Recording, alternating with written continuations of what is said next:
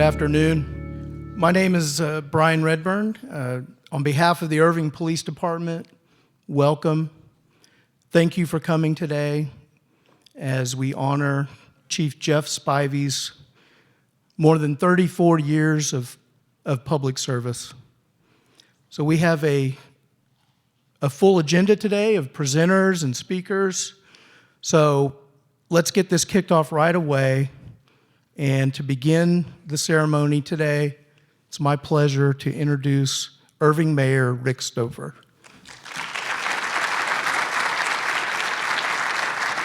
Well, good afternoon, everyone. And on behalf of the Irving City and Council and myself, welcome to our convention center. And thank you for being here as we celebrate really the whole life of Chief Spivey. This is where he's always been. I'm real curious to see when he gets up here in a few days and wakes up in the morning where he goes. Because for this many years, this is where he's always been. But truly, Chief, congratulations. You made it. You know, and in today's world, with all the challenges that our officers face, that's an accomplishment. The Chief and I have had a great relationship since I've been mayor. We really don't talk about business, we talk about people and what we can do within the community to make sure that the people within our community feel part of it. What I'm most proud of the Chief is that he looks at the challenges that we face within our community and figures out how do we deal with it. And one of them that's been foremost in the last few years is domestic violence. And the Chief has worked with our nonprofits. He's worked across many areas to make sure that they had the things they needed, serving on the board of Brighter Tomorrows, and of course working with our Family Advocacy Center. The Chief has done an outstanding job of looking at domestic violence and saying, how do we address this issue? And so he immediately realized that this was something that started at a young age and needed to be looked at. So he changed the way we do things within the Family Advocacy Center. He brought in people that we needed to deal with not only those that are affected, but the children as well. Having a child psychiatrist involved was extremely important as we look at how we break this cycle. So Chief, very much appreciate all that you've done in that area. Also, the Chief's always been one that believes in kids. I think he's really a kid at heart. Whenever we've had any growth or expansion in the city with our schools, he's always made sure that the resource officers were available. Pre-COVID, when you would go to the schools, it was always great because the officers would be there, and as the kids come in the morning, they'd be high-fiving and knuckling, and some of them even hugging, because they realized how important it was to have a relationship with the officers. The PAL program is another one that he's done an outstanding job on. Seeing a grant that was available, he raised the dollars for the matching so that we could move from the existing facility to where we are today. Chief, very much appreciate that. And we're recognized across the country for our boxers. I mean, this is men and women at the state, the federal, and the national level have achieved greatness. Chief, thank you for your work in that area as well. But what I enjoy mostly is what we get to do, and that is maybe we're at the BAPS and we're celebrating Diwali and the fireworks are going off and the people are excited and we're enjoying the food. Or maybe we're at the DFW Hindu temple and the Ganesh is being carried off and we're throwing the colors and things of that nature, and the Chief and I are there and we get to see those type of people and how excited they are to be part of that. Or I think you even took part in the dance at the Sudanese Culture Center when that was opened. So it's the opportunity to be a people person, which is what our Chief is. He is a true people person. He believes that there is the best in everyone. And one of the things that, another thing that he's done that I am very proud of is realizing the importance of the people that we deal with every day, that he deals with every day, that they have to deal with every day. Some of them have mental challenges. And when they see a big officer with a gun and everything, they sometimes get defensive. So again, he saw the opportunity to get a grant and put together a team to deal with those individuals. We started with our first mental health team. We now have 3. So we diffuse those problems before they get out of hand. Chief, thank you for that as well. He also realized that within this last year, the numbers have been crazy about the young people who have died. Of the 12 people that died in our city, 5 of them were under the age of 9. And so he realizes the importance of dealing with these type of situations, with dealing with our kids, with dealing with the mental challenges. But our officers see that. That's what they see every day, is the underbelly, the worst of the worst that humankind does to one another. So again, he has stepped up, and we started this year, allowing our officers, when they have those challenges, to meet with counselors as well, because they need to go home to their family. They need to be able to be productive. They need to be able to adjust to what they've seen. The last thing I'll say, I know there's a lot of speakers. I could go on for a long time with this gentleman, but the day that I remember the most, and I will always remember the most, was a Saturday just before Christmas, as we were all together and laying wreaths at the cemetery. The chief was there in his best dress, hat, tie, or uniform. It was cold. He had a red nose. He was in the front and center, really representing the city in his best. And as the day goes on, he and I cross paths, but in the afternoon was the best of all. We were at one of the rec centers where they had gathered families that this would be their Christmas. There was a dinner that was provided for them. There was food that they could take home. There was paper products, diapers, things of that nature, making sure that these families with less had a Christmas. And there was Santa Claus wearing a blue hat, was Chief Spivey passing out the presents to those kids.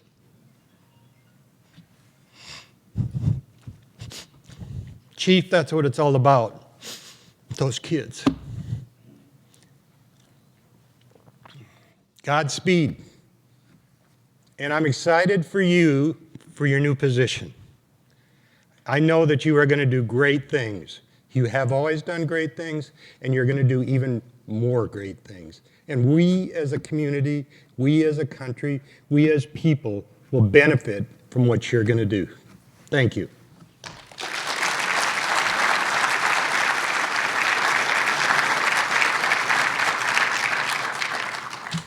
We're going to get started right off with Congresswoman Beth Van Dyne. Okay, that's not fair. I just got done telling the mayor, I said, thank God I don't have to follow you. I told the chief when I walked in, I said, I have mixed feelings about being here today. And that's not exactly what I told him, but I'm really excited to be able to celebrate, everything that you have done for this city for the last 35 years. I mean, I'm looking at you, I'm like, did you start when you were born? Who retires when they still look like they're 35?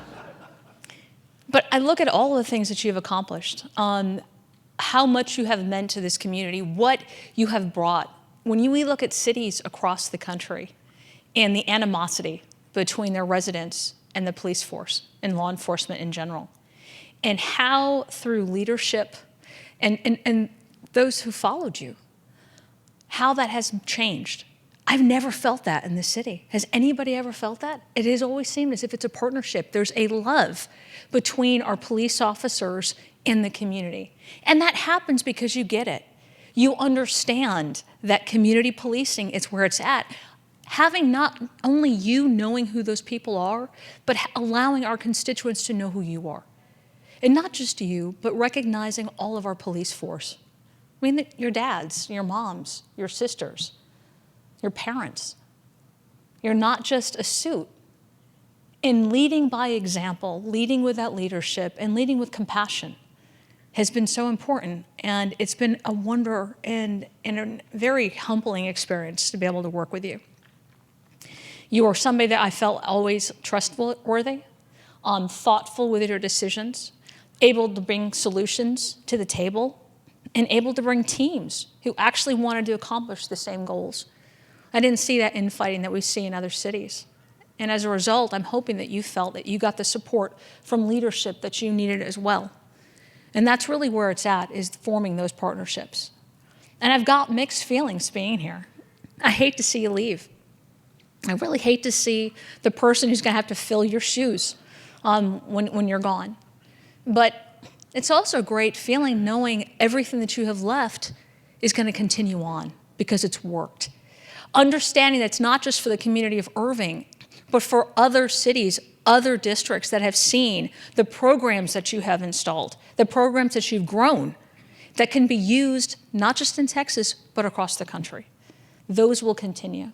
And then hearing about what you're going to be doing next, it's an amazing chapter. So it is an honor to work with you, and I'm sure your family is so excited that you're retiring. Because I know it's hard. Being a police officer right now, being a chief right now, it is a difficult job. But you are definitely up for the task. You have been a tremendous leader. You have been wonderful for the city, for the state, for this country. And I was able to read, I wanted to say it's a proclamation, but it's not, and I'm not going to read it, you've already heard it. But I was able to go on the floor of the House and read a congressional record honoring you with being my hometown hero. So congratulations on your retirement.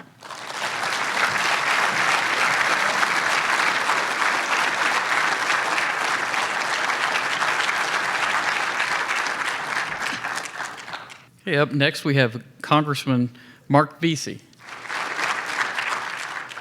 Good afternoon, everyone. Chief, good to be with you on your retirement, and I have a certificate too. And just like Beth, I'm not going to read the entire certificate. I just want to say, thank you for the job that you've done for 35 years, and thank you for educating the citizenry on your job as police chief. A lot of our, we oftentimes on the news, so much of the emphasis and focus is on our two larger cities here in the Metroplex. And I will never forget when the chief broke down for me how many officers he has, what some of the issues that he has to deal with every day. And even though everybody is pretty closely connected, I think that we're one of the most closely connected regions in the entire country. But when I tell people just how diverse Irving is that live outside of this city, people are shocked. Like, people have no idea that the most diverse zip code in the entire country is here in Irving, Texas. And the chief was really breaking down for me one day just how his job as police chief is to communicate and interact with all these different communities. And man, you could see it at play. I will never forget, before COVID-19, the last event that we were at together at a recreation and community center, and you could see how well the chief has connected with all these various and different communities, because people were so comfortable just coming up to him and interacting with him. And I think that's just really says a lot. That really is, I think, the epitome of community policing. And the fact that so many people in the community have that sort of relationship where they feel like they can just come up with you with your uniform and badge, particularly in today's time. So thank you for all your service. I look forward to seeing what you're going to be doing during your retirement. But thank you for everything that you've done for Irving, educating elected officials, everyone else, and just keeping the community safe. Good to be with you today.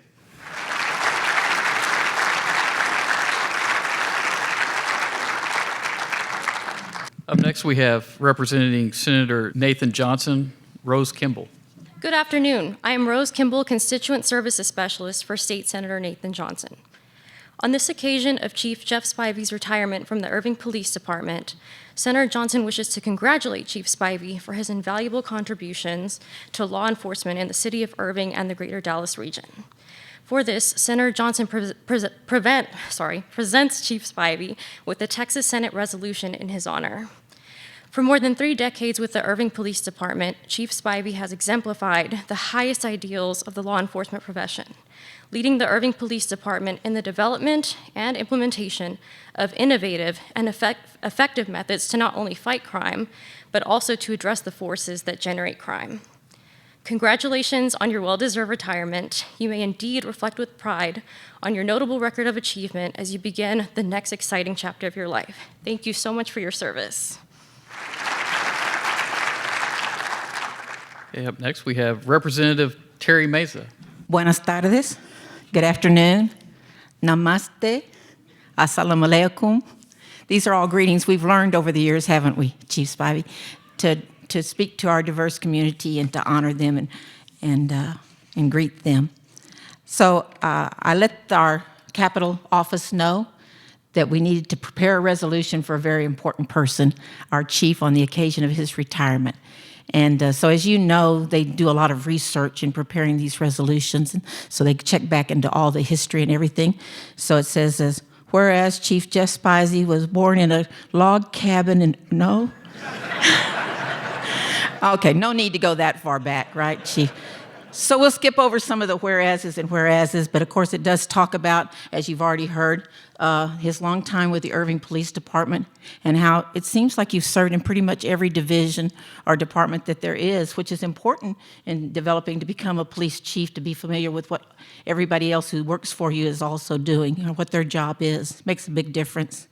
So he's been our police chief since March of 2017, is that right? Outstanding service in that position, fitting conclusion to his exemplary 35-year tenure with the department.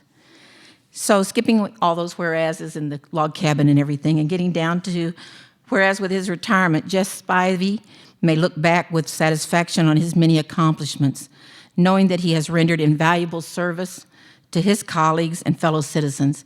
Now therefore be it resolved that Chief Jeff Spivey be honored for his many contributions to the Irving Police Department, and that he be extended sincere best wishes for continued success and happiness from the state of Texas, the House of Representatives. You may think the J on his name tag stands for Jeff. We say that it stands for Jefe. Up next, representing the FBI, we have Matthew DeSarno. Jeff, before I get to this, I just wanted to say a couple things. So, you know, I was talking to Melissa earlier outside, and I know that Jeff's family is very happy to get him back. And throughout the time that I've known Jeff, nothing makes him light up more than talking about Avery and spending time in Houston and trips with the family to the Hill Country. So I know you'll have a lot more time to do that. But you know, obviously, there's a lot of great things we're all going to hear about Jeff today, and I'm going to say some things too. But before I do that, something that a lot of people may not realize is just how much the city of Irving has benefited by having Jeff Spivey as the chief, because he's got such a stellar reputation nationally as a police leader, and he has such influence over the policing community, which is why he's going to do what he's going to do, and why we will all benefit from his continued service in that capacity. But really, for a long time, you know, throughout the police chief community and police leadership community, Jeff has been a well-respected voice, and I think that's been a huge benefit to the entire law enforcement practice, and also certainly a residual benefit for the city of Irving. So for that, we're all grateful. You know, Jeff, most of you know Chief Spivey. He's the real police, very authentic. His humility is so prevalent that it really turns itself into a kind of confidence, a humble confidence. And that's what enables him, in my opinion, to connect with so many different types of people, because he just has that humble confidence and that kindness that exists that makes people want to be drawn to him. But underneath that, there's a high standard that he maintains for himself and others and his department. And again, for that, the city has benefited. From the FBI perspective, the Irving Police Department has always been a great partner for us. Jeff has been an outstanding friend and partner and loyal partner to me. And the Dallas Morning News' favorite file photo of Jeff has me standing in the background with a mask on it because of a recent accomplishment. And so our gift to Jeff kind of commemorates that accomplishment.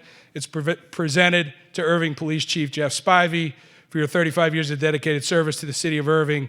Thank you for your enduring partnership. And the coin, it's got an FBI Dallas coin. It also has a coin commemorating Amina and Sarah Saeed. The coin says, "Never just a memory for us." And it's a combined Dallas Police, Irving Police, Dallas FBI coin. So, thank you, Jeff.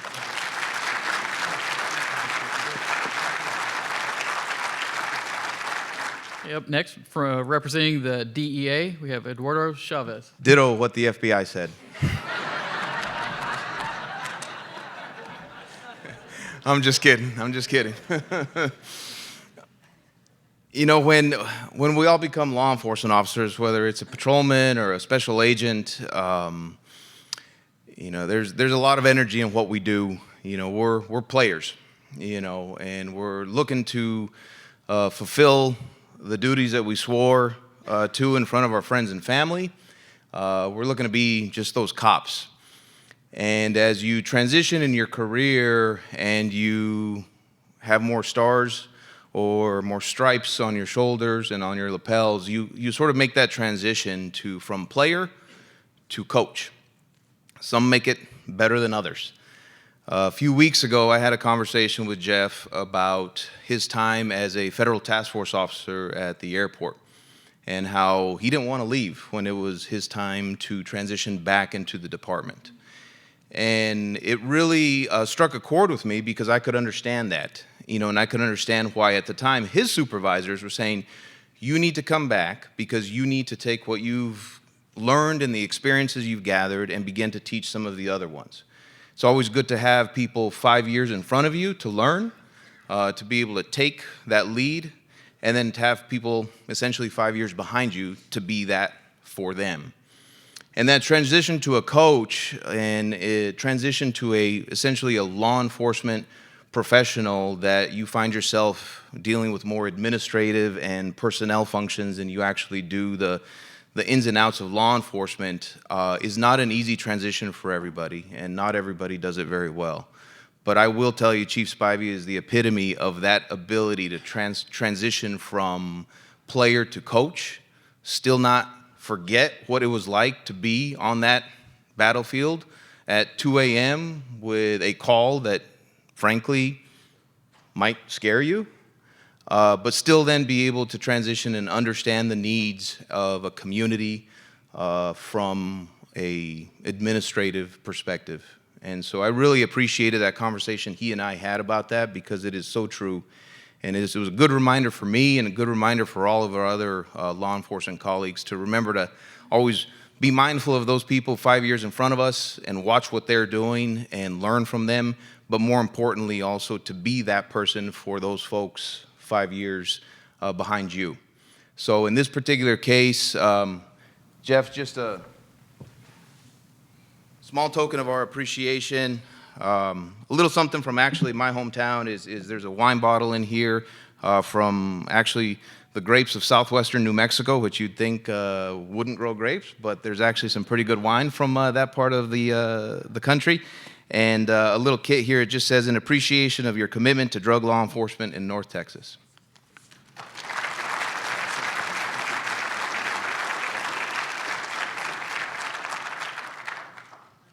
All right, up next we have from the U.S. Marshal's Office, we have Quinn Downs and Marco Villarre. Good afternoon.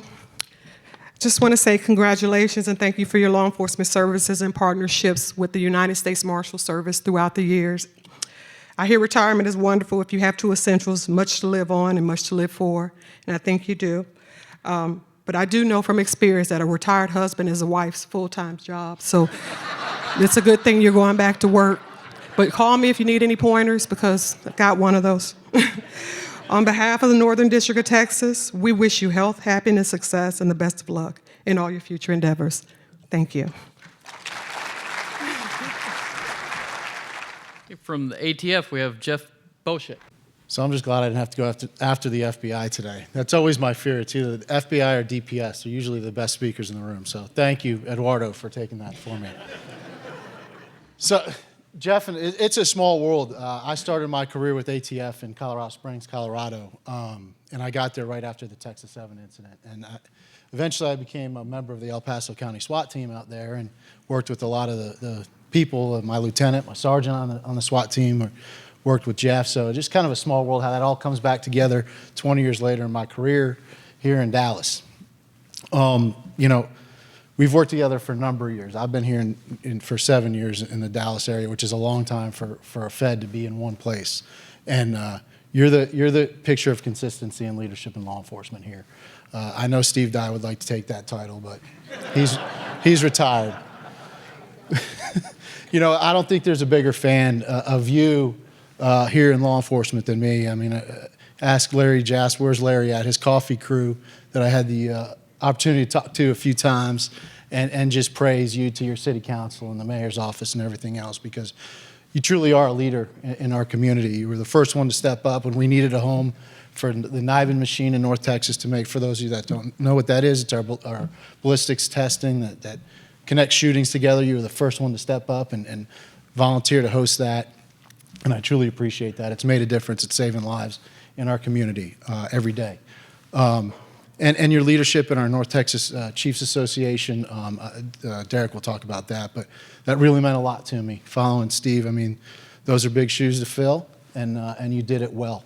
And I'm sure I'm going to miss you. You know, the one thing that through this, so what have you been leading that for 2 years? Steve's been retired about 2 years.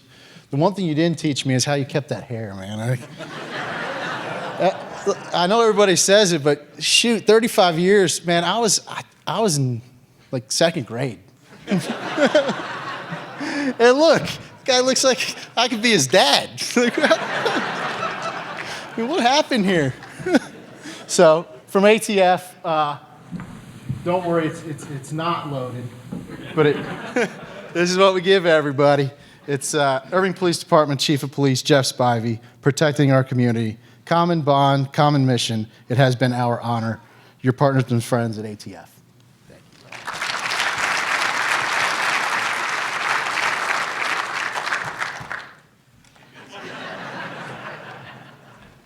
Okay, up next we have from representing HIDA, we have Lance Sumpner.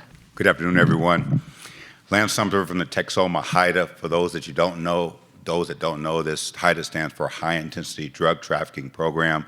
It's a grant program funded by the Office of National Drug Control Policy.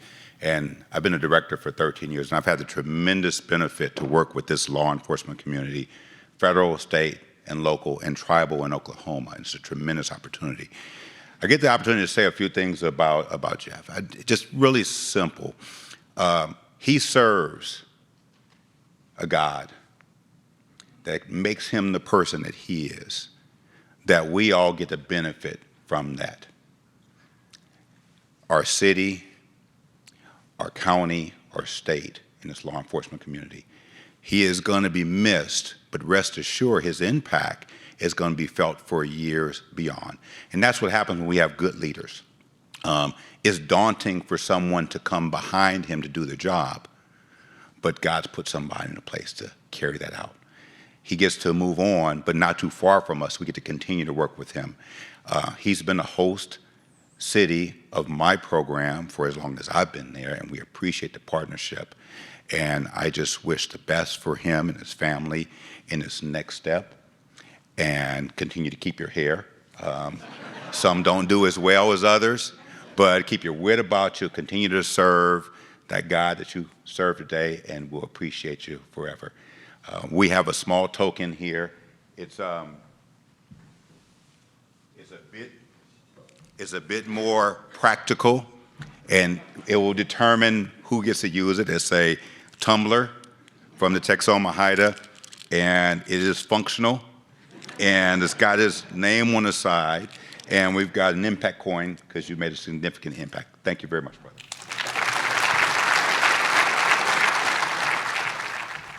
And from Dallas County, we'd like to bring up Elba Garcia. Good afternoon, buenas tardes. Jefe Jeff Spivey, felicidades. You know you've done a great job when you have so many elected officials, so many directors, so many representatives, and all of us are saying good stuff. You know, so it's an honor to be here with all of you, and of course, recognizing someone for 35 years of service. Easy to say, not easy to do. I want to thank you, Chief, for 3 things that I always think makes a great leader. Leadership, of course, you know, passion and compassion. And you have done that with your team, with the Irving Police Department, in a wonderful way. I have to also thank you because as the chair of the DWI task force, Irving has some of the best officers when it comes to training and representing the safety of all of us. And I know I saw some of the MAD representatives here today that are members of our task force and other groups that have worked with you and the Irving Police Department for many years. I also want to thank you as the chair of the Criminal Justice Advisory Board. I know Chief Spivey has that compassion because he was one of the first chiefs in the Metroplex that when we talk about mental health, when we talk about the most dangerous situations in which a police officer can be, is domestic violence, and usually mental health is involved. And not only did he put one of the best programs here in Irving, that program is now being duplicated in some portions and different parts in other municipalities as well. So you know that that legacy is there. Sometimes it's not easy. It's not easy as a police department, especially during the last few years, to bring that leadership forward, to say we need to change things. Doing the same old is not going to cut it anymore. And Irving have been in the forefront when it comes to that.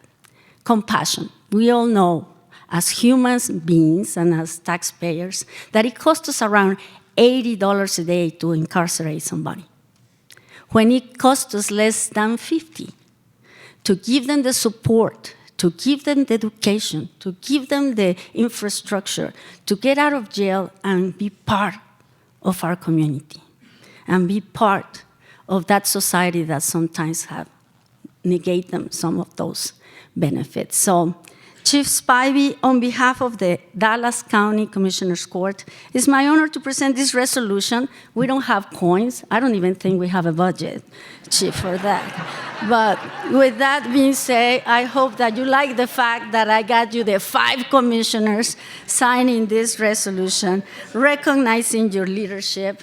And the one last thing, everybody says that you're retiring, but you're opening a new chapter in your life and your career. And I have the honor to work with Steve Dyne, who is also, I was present at his retirement, and now he's city manager, and he's doing very well. And you going to Meadows, surprise, guess who works with Meadows? So I'm just welcome you to the second stage and the second act, and I look forward to continue working with you, with the great leader that you have been for Irving, and I know that you will continue to be. I also saw here someone that is very close to the Meadows Foundations, Miss Tony Brinker, and Tony will be a great asset and a great help in your new stage. So, muchísimas gracias a todos por estar aquí. Jefe de Policía, Chief Spivey, muchísimas felicidades, se lo merece. Hasta luego.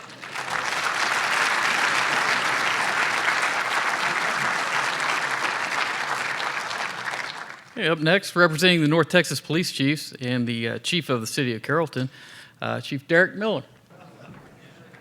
I have to bring, if I can invite all the chiefs and special agents in charge from our group. You heard about collaboration. This is illustrative of that. Just about every city over 100,000 is represented in this group, and we meet once a month to talk about tough issues.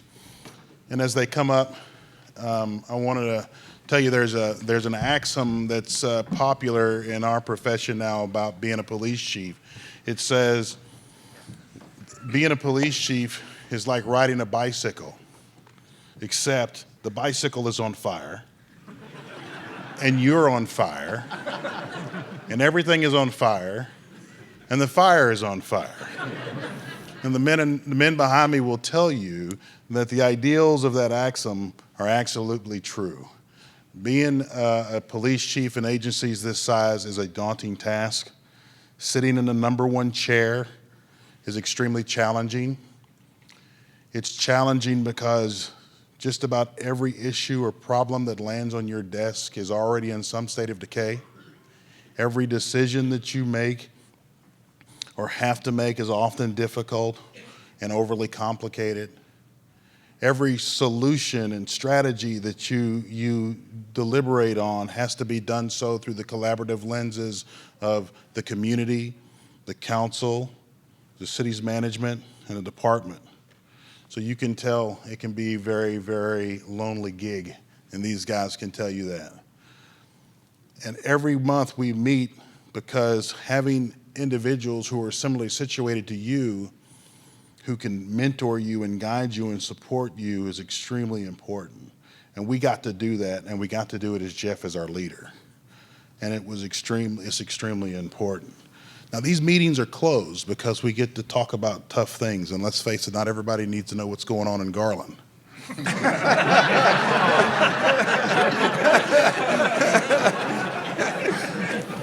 No one can disagree with it. But I wish you could be a fly on the wall. I wish you could see Jeff Spivey lead this group. If you were able to be in the room, you would quickly identify what I think are some of Jeff's his traits.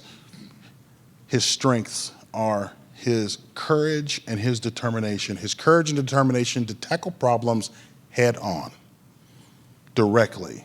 If I could steal the title of a book, I would say Jeff goes through problems. The obstacle is the way forward for Jeff. No matter what the obstacle is, or no matter what the issue is, whether it be officer suicide, mental health and wellness, procedural justice, social justice, whether they're matters of policy or personnel, Jeff tackles those problems with courage and determination.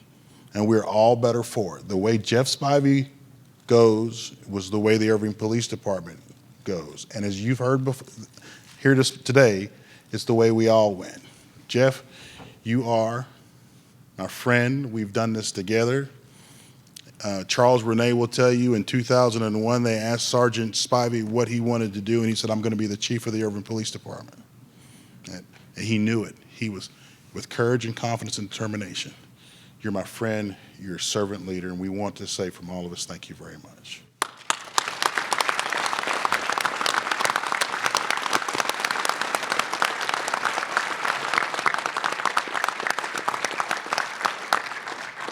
Plaque for all of us to you. Where's your camera? Everybody, squint in for a picture now.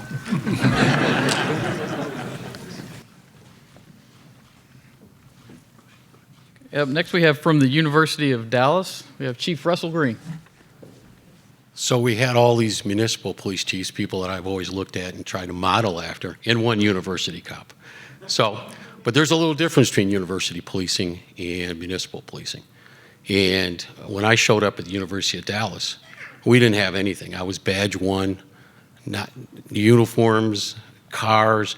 And you know, when you interview, of course, you know a lot. I can help you guys, I'm going to be your chief. But then you realize you really don't know that much. And I didn't know where to get the uniforms and all that. So I called Jeff and I said, hey, what do we do here? And you know, we went to the uniforms and did all this, and 4 years here, and the badge guy said, here's what, I'm looking at the badge going, well, we're going to have a different badge and a bigger badge. So we got a bigger badge, and that was cool. But here's the difference. The University of Dallas, of course, is probably not as well used in the city when I got there, but through Jeff Spivey, now the fire department, police department, Chief Conley's in here, I think somewhere, I think I saw him. Alert training on our campus. Executive education training, that's all through Jeff's office and the command staff. And even right down to the personal level, I'm in a staff meeting and I'm looking over and I've got 1 star and I'm looking, well, Jeff's got 3. And I'm looking at Jeff, do I need assistant chiefs and deputy chiefs to have 3? Because I don't have those. And so anyway, I got 3. So I wanted 5, but they were out at Gauls, if you can imagine that. And so here's the difference is, in university policing, we have a little different rules, a little different people. If you Google the University of Dallas, we have a Rome, Italy campus. And if you look at it, you'll look to it and you'll wonder, what is that over there next to the campus? And it's a winery. So I don't want to say I'm topping the federal guys, because it's all beautiful stuff and I'm coming empty-handed. But Mrs. Spivey, we have a winery. And just do the message thing on Facebook. Thank you very much. University of Dallas, thanks the city of Irving and certainly Jeff Spivey for our partnership. And it's really integral to everybody's success, and we thank you for that. And good luck, bro.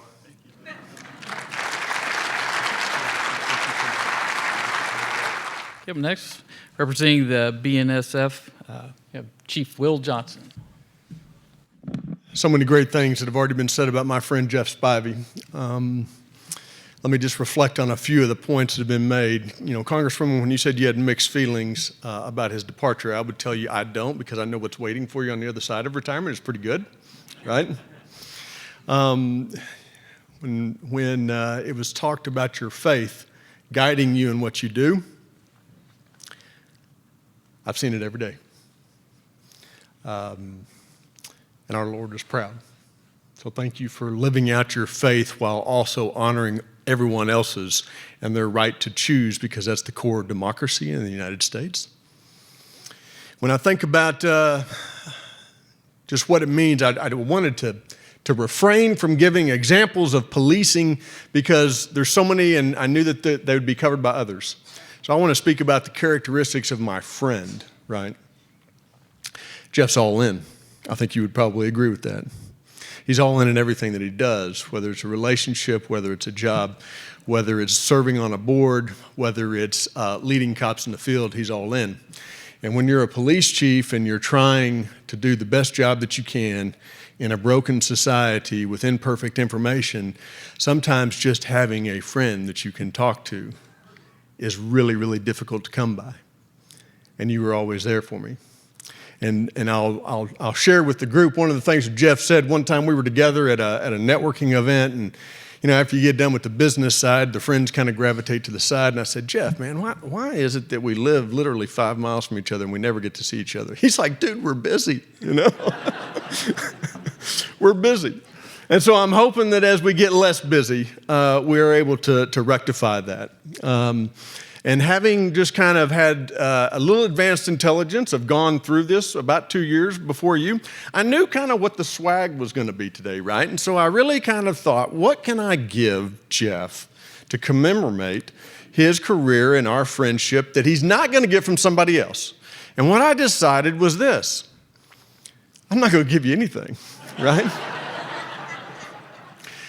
My gift goes to Melissa for being by his side, for standing there and doing the difficult task of being the partner of a police chief, because the family sacrifices more than anything else, and nobody pays the price more than the spouse. The criticism, the anger, the frustration, everything gets projected onto the chief. And the one thing chiefs do is they stay chiefly, but they take all that home, those battle scars. And so my gift to you is a weekend retreat in Broken Bow, Oklahoma, for you two to be able to celebrate together. My only ask is you take him with you, right? And the accommodations are big enough that if you want to take the family, great. If you want to have a weekend's couple, everything will be fine. But I hope that y'all can enjoy and claw back some of that time that you sacrificed to be able to serve this great city. Well done. Congratulations.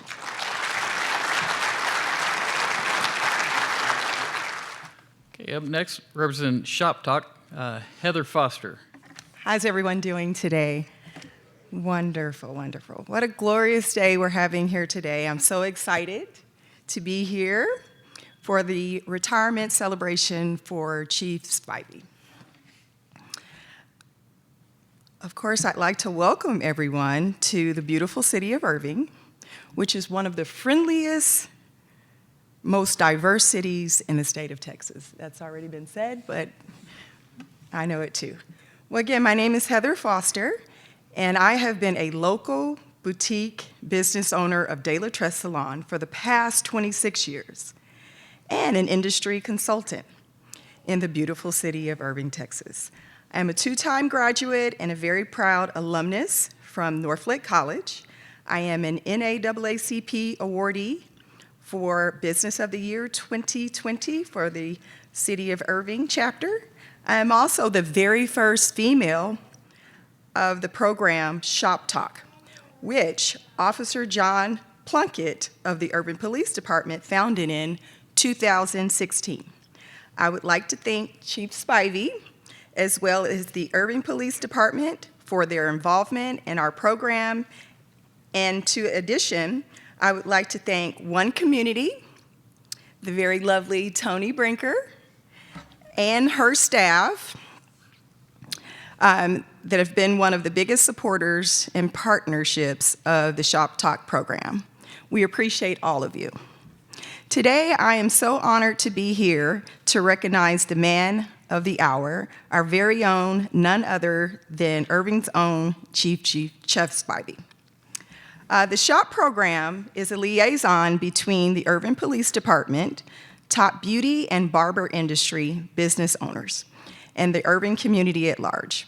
With the continuous support of Chief Spivey in partnering with us, we are doing our part in bridging the gap.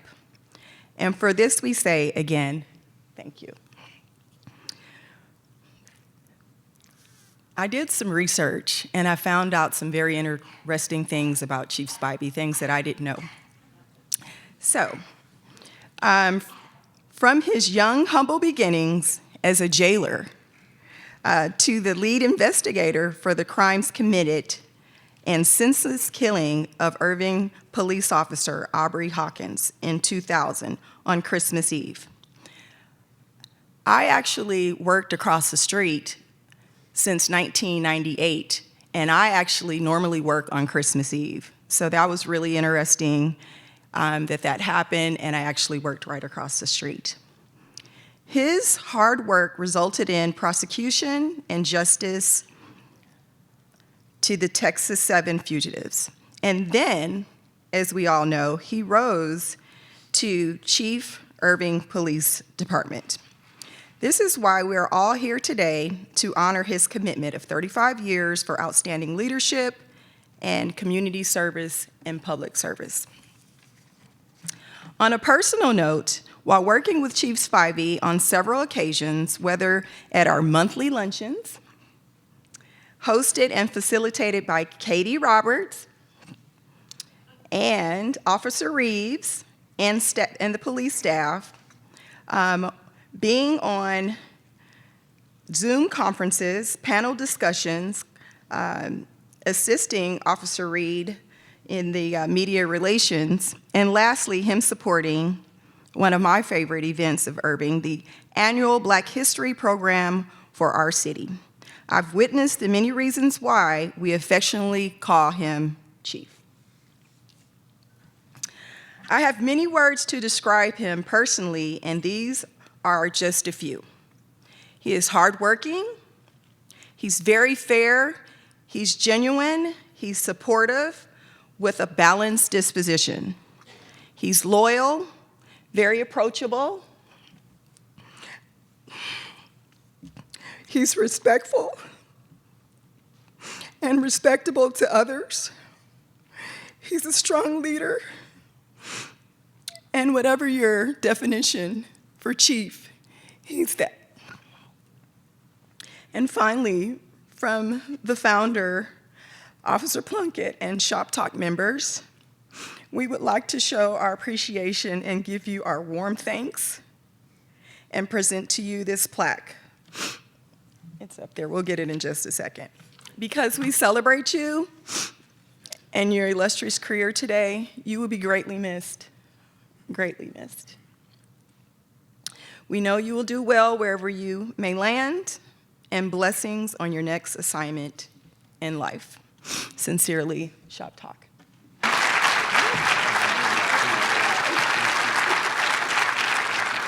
Good afternoon, everyone. I'm going to talk a little bit about the man, but before I do that, and I know Mrs. Spivey, you came up here, I'd like for you and your family to please stand up, and I'd like for everyone in the audience to give them a hand, because behind a great man, there is a great woman, and behind her are the great children and the rest of the family. So you deserve our gratitude as well. So if you would, I'd like for all of you to stand so we could applaud you as well.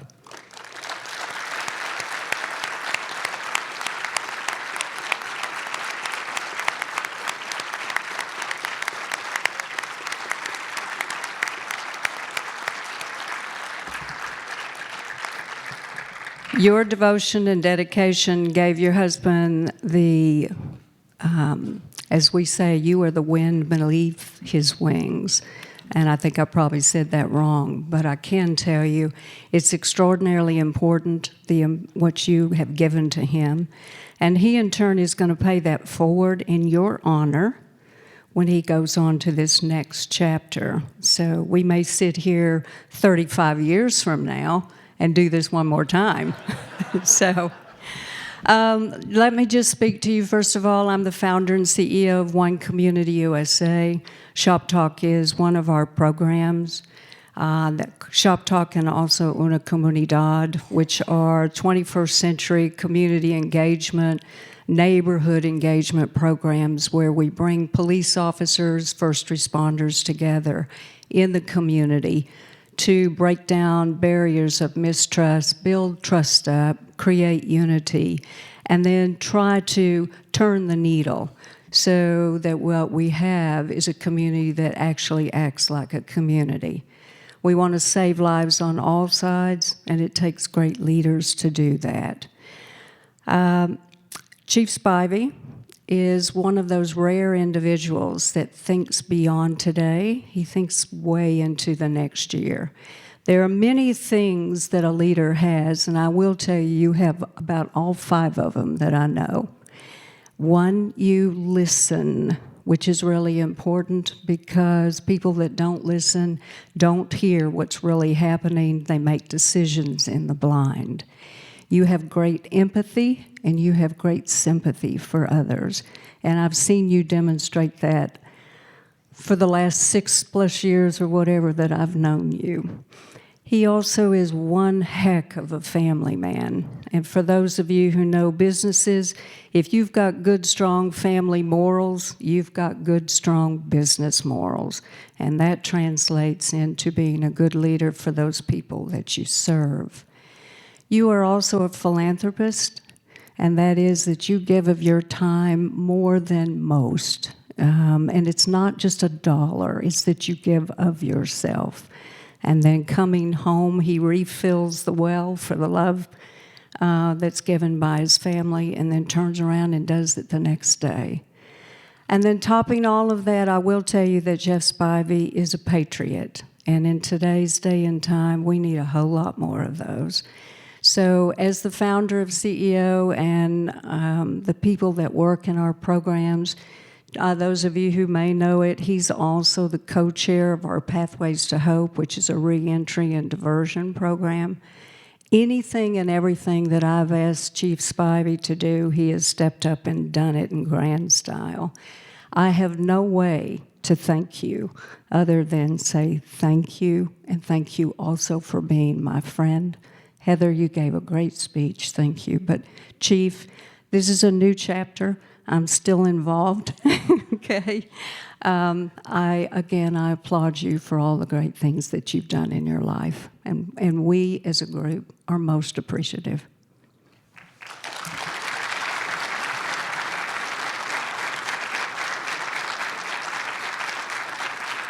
Up next, from BAPS, we have Parish Patel. Namaste and Jai Swaminarayan to everyone over here. BAPS is a Hindu community, and we have our mandir right here in Irving, and we've been here for over 10 years, right here in the city of Irving. So we are here on behalf of the community, Indian American community, and we'd like to congratulate Chief Spivey for the service that you've done to the local community, and wish you a very good luck on your next role, and thank you for your 35 years of glorious service. The concept of seva, or selfless service, is an important Hindu concept, and we see this embodied within the very foundation of the Irving Police Department. They're driven by mutually revered core values of honesty, integrity, fairness, positive attitude, respect, reliability, and teamwork. We would like to thank Chief Spivey for continuing to build bridges with our community during the past 5 years. as a chief. When we learned, Paresh mentioned that you were retiring, we sort of had a flashback, and were looking through some of the pictures for over the last many years that you've been a member of our community. That is how we feel you have been. And a lot of people mentioned that Irving is a melting pot of different cultures, religions, races, nationalities, and we also have the most diverse zip code. So we'd like to thank the chief for initiating so many of the programs and continuing to build on the past successes of the previous chiefs. Just to name a few, the Diversity Council, that enables different community leaders to get together and share their perspectives about their own community on policing and so many of other aspects that we live in today's world. It was commendable even during the pandemic when meeting was not possible and a lot of there was tension in many parts of the country. The Irving Police Department was able to hold the meeting virtually, involve everyone over Zoom calls, and continue that tradition of encouraging gathering everyone's perspective. Recently, I also happened to attend the Faith and Blue Weekend, the first one that we did in the city of Irving, and it was also a unique program where we got to know so much of different perspectives about different community members. And the mayor mentioned every year when we do the walkathon, the health fairs, and we pledge our support to a local charity. And we are so thankful for Chief Spivey for suggesting so many of those charitable organizations, such as the Police Athletic League, the Family Advocacy Center, and the Briders Tomorrow, the domestic violence that works for women that are impacted by domestic violence. So we are so thankful for you to introduce such causes to us, because that enables us to learn so much about the diversity that city has to offer us. And the chief would, it's as they say, it's a two-way street, and the chief would ensure that the simple example that I give a lot of youth members in our congregation, in our temple, is there was a cricket tournament that was organized, and the chief was there, and he encouraged everyone to be a part of it. Whenever our spiritual leader or teachers come from different parts of the country and senior monks come, the city council, the mayor, and everyone from the city leadership, along with the chief, are there, and they interact with our guru. And it is so touching to see that, because the diversity that we have, we are able to enjoy because of it. I happen to be one of those fortunate people to attend Coffee with a Cop at a local Starbucks, and I realize the impact of it, because it's so easy, it's casual, and you get to chat to a police officer. So those are some of the fantastic programs that we'll always remember. So, Chief, once again, congratulations on your illustrious career, and thank you for all that you've done for us and the legacy that you have left for the next generation of police officers.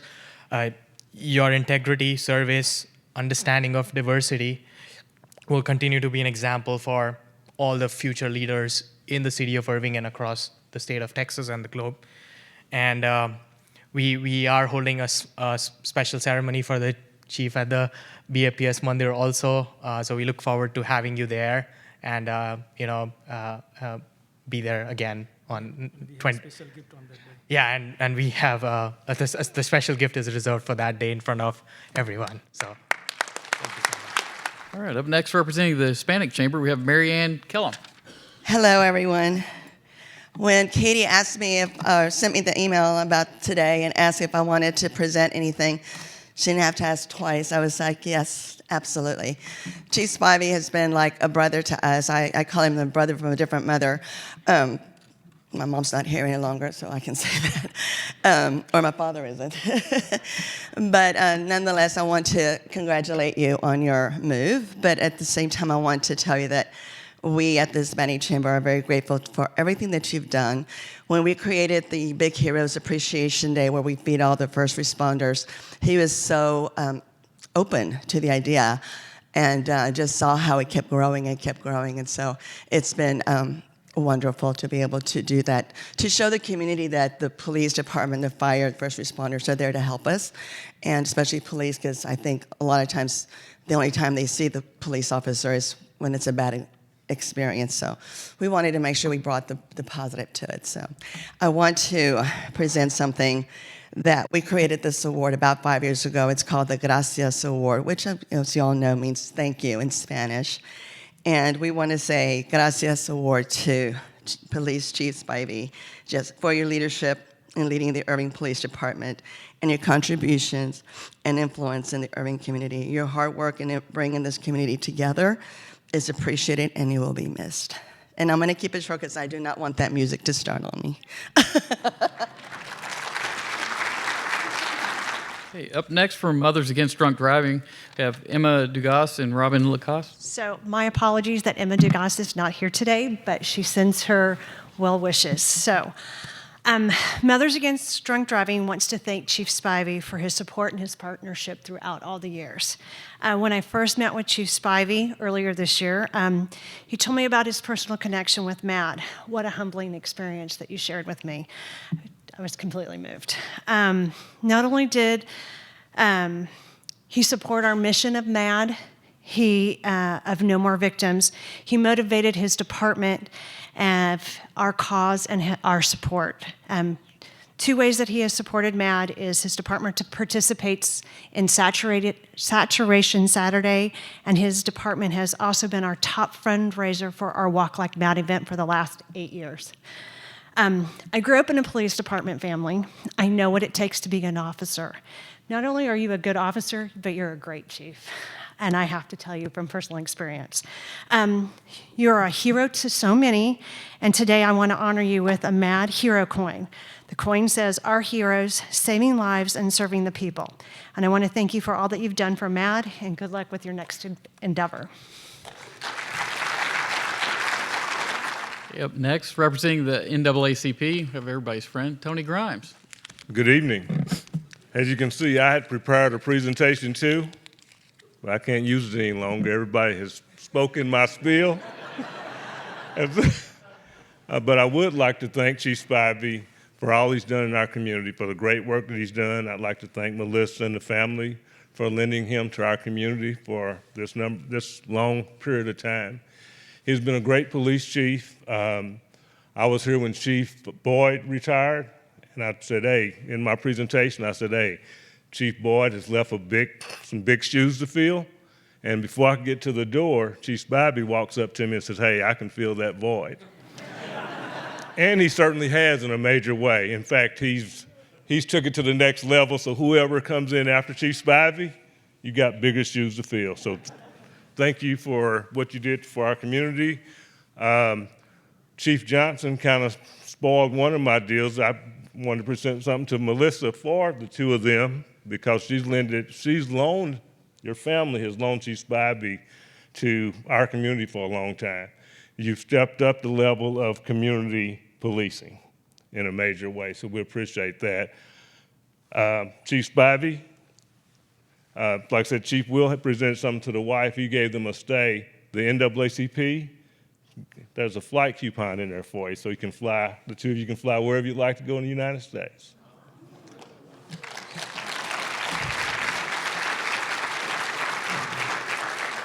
I've got a token for Chief Spivey from the NAACP. I also wanted to say we have some members of the Irving School District here.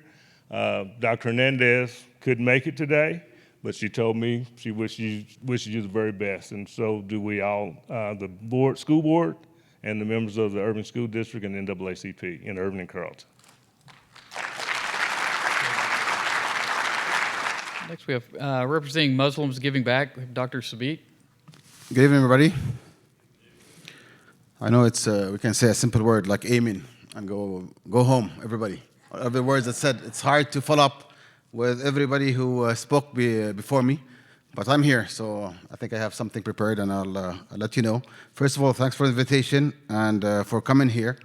I'm wearing blue for a reason, double masked, of course, but because we all love the Blues. We all support the Blue, and that's why we are here with the Blue. And it is an honorable weekend for Chief Spivey, not because he's just retiring, but tomorrow is a special day for his son. So he's retiring, and his son has a special day. So we are very happy with those special occasions that is. So a little bit about myself. I'm a Palestinian refugee who was born and raised in Kuwait and went to school at the American University of Beirut in Lebanon, and married to a Moroccan wife who was raised in Brooklyn. So as I've come in talking to our mayor, Rick, and telling us about the different ideas of guns and policing in our nation, I come from a different perspective too. So it's way different. So coming here in 1999, joining as a young engineer at Verizon, or GT at that time, my idea of policing was way different than it's today after 22 years in our beloved city of Irving, for sure. I'm a graduate of the Irving Police Department, Citizens Department. I was a member of the Green Advisory Board in the city. I'm also an advisory and a community liaison to the chief and to other chiefs in the city. I'm a member of the Muslim American Professionals of Dallas, Good Citizens, American Muslim Society, Islamic Center of Irving, charter schools, private schools. And why I'm here today, I'm part of the North Texas Muslims Giving Back, an organization that is, its charter is to try to give back to the community, to give back for what was given to us back to the community. We have a saying in our tradition, Islamic tradition, who does not thank the people cannot thank his creator. من لا يشكر الناس لا يشكر الله سبحانه وتعالى. If you cannot thank the people, you cannot thank the creator. So that's what we try to do by thanking the people, by giving back. So when COVID hit, we said that there is folks out there that deserve the thanks. So we went out to the police department, went to the Baylor Hospital, went to the Irving ISD, went to the waste management, and we said those are the frontliners. Those are the people that work with the community day to day, and we need to support them day in and day out. And this is one of our ways of getting to know the chief and his staff. But other ways, I want to take you a little bit back. Mike Heberman, my executive New Yorker in Verizon, has one time told me that the best of you will only appear in hardships, not in good times. Good times, everybody can good, and it's when hardships when a character will really come in and shine. So I will take my history back to the days of our late Kennedy and his multi-faith advisory that he put together, and his community policing that he installed in our community, and then working in personal issues. I would go back to our dear Chief Boyd. I thought Chief Spivey, when he was chief, also the chief. Chief Boyd, when we had the HB 562 and the birds in the Islamic Center, he was there first thing in the morning, making sure that we are protecting the properties and the lives and the rights for people to protest. So that's what we're looking for. This kind of policing that we're looking for. How did I get to know Chief Spivey? Chief Spivey, I invited him 7 years ago to a STEM school in Irving, in Las Colinas, and he came and he spoke to the kids there. He came frequently when he was a deputy chief at that time. And my second grader asked him, how many times, Chief, did you use the gun? And he looks at her and he said, never in the line of duty. 35 years, never in the line of duty. Because I understand and I can communicate. I can use words to solve issues. I don't need to use my gun to solve issues. This kind of leadership we wanted to have in the city of Irving, and we were very blessed to have this kind of leadership in the city of Irving. When candidates came here to pick the next chief, when Chief Boyd left, we were in this hall, and we had different candidates there, and we heard folks talking about, drug cultures and criminals coming from the borders. There are neighbors, there are family in the borders. They're not criminals. Everybody's a criminal. So I don't like this kind of words. When people start talking about the Black Lives Matters, and we took to the street people who were really angry about what's going on, justifiably.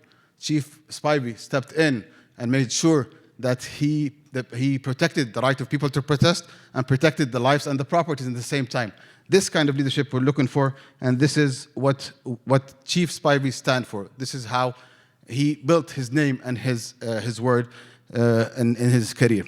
Couple of things I wanted to highlight.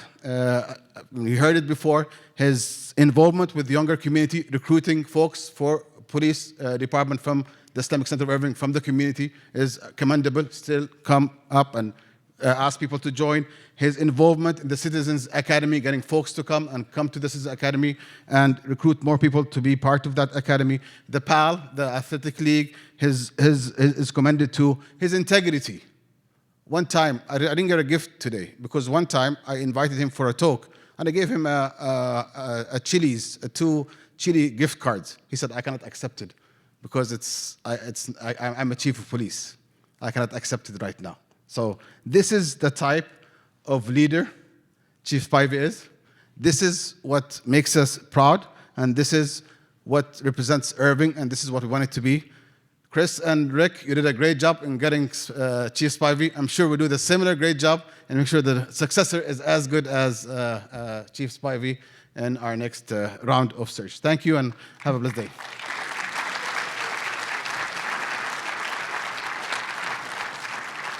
Yep, next, representing Brighter Tomorrows, we have Cheryl Sutterfield Jones and Jason Simon.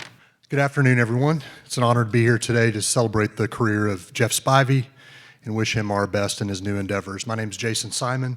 I'm the board president at Brighter Tomorrows. For those of y'all who are not familiar with Brighter Tomorrows, we're a 33-year-old nonprofit organization that empowers survivors of domestic violence and sexual assault and provide critical services, including emergency shelter, 24-hour crisis hotlines, transitional housing, and much more. Our primary goal is to serve as a place where survivors of domestic violence and sexual assault can begin the healing process. For the past 6 years, Chief Spivey has served as an active member of our board of directors at Brighter Tomorrows, and he's been an integral part of the organization, providing leadership, strategic counsel, and support for the board, staff, and the victims and families served by Brighter Tomorrows. Throughout his service on the board, Chief Spivey has worked to increase staff and services at Brighter Tomorrows in order to meet the challenges faced by the increasing number of domestic violence and sexual assault victims. He's assisted in the implementation of a plan to rehabilitate the Irving Emergency Shelter after the devastation of last year's winter storm. He helped lead the agency during the most difficult days of the pandemic when our clients needed support the most. And most recently, Chief Spivey worked with the board to hire a dynamic CEO and COO for Brighter Tomorrows that will lead us into the future with plans to expand our services and empower the clients we serve. Chief Spivey has always been and continues to be a steadfast supporter of Brighter Tomorrows and the fight against domestic violence and sexual assault in Dallas County. Chief Spivey has served the city of Irving with honor and distinction in his more than 35 years at the Irving PD. From patrol to undercover narcotics, to his time as a homicide investigator, to assistant chief and chief, to his work on the nationally recognized Shop Talk program, leading a departmental reorganization, forming a mental health response unit, and now leading the Caruth Police Institute.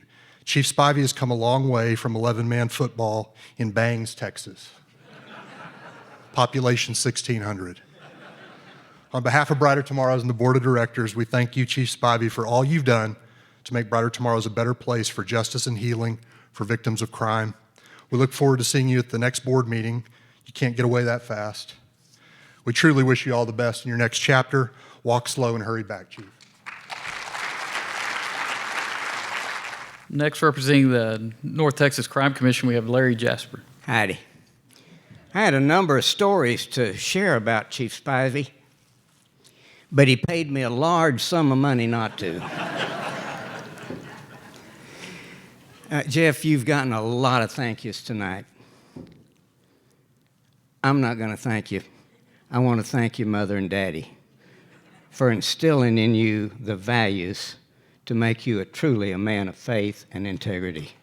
It is a pleasure to know you.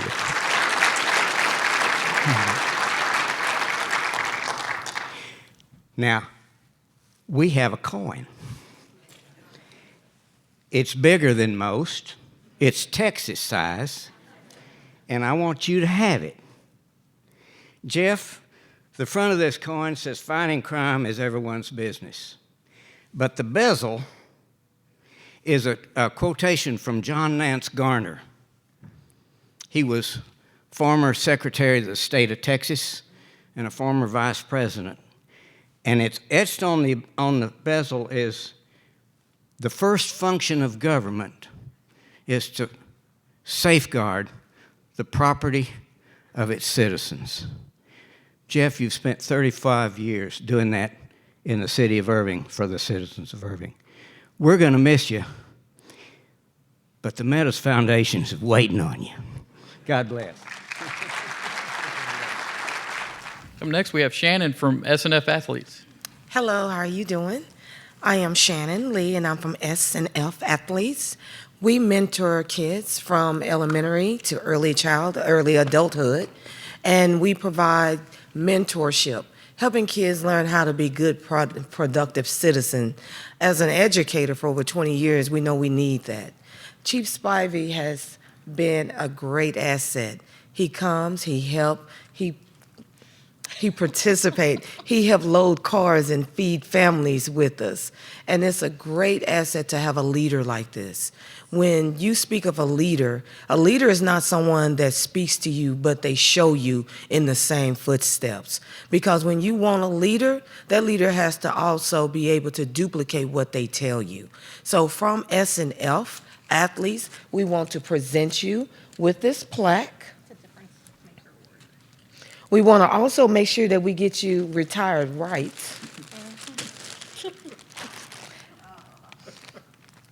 Here are the retirement gear.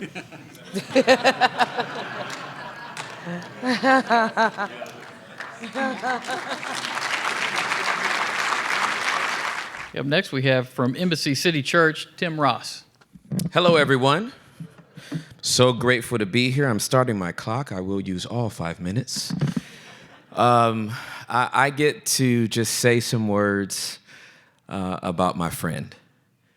And I'm grateful that I get to say it to him when he can hear it. 35 years is a long time. And as people have already mentioned, they are bewildered by the fact that he still looks so good. It has been said rightly that black doesn't crack. And until we get Chief Spivey's DNA results back,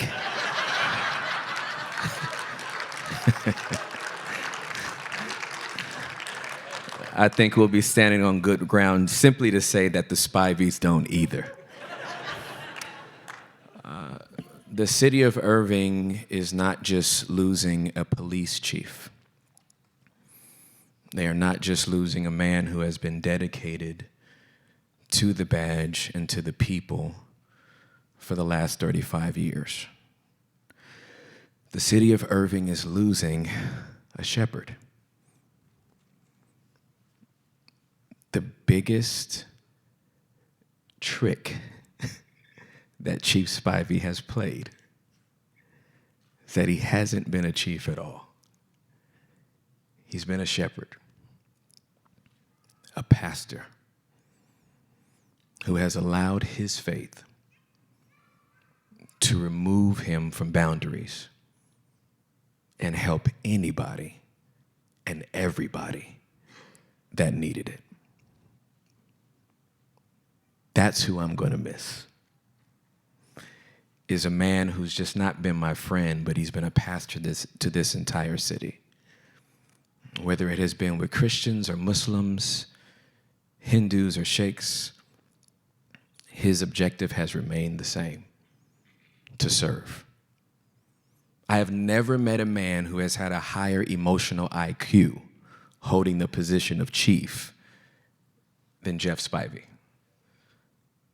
Usually it is the rigors of the job that causes a callousness to form around the heart, that even when they want to be approachable or to be sensitive, the job has just taken its toll. But that has never happened with you. And it's something that I will always remember. I have a law enforcement background. My mother worked for the Los Angeles Police Department for 30 years.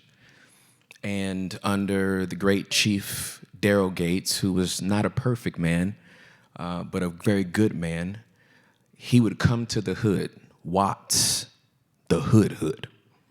Not a safe hood, a hood. There were no neighbors in this hood.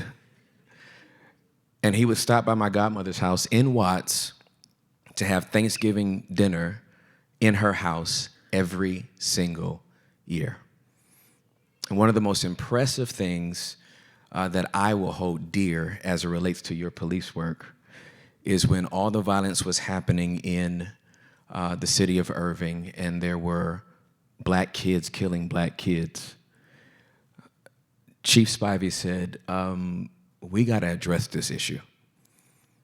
And instead of addressing it from the safety of headquarters, we basically pitched a tent across the street from the apartments where a lot of this activity was going on.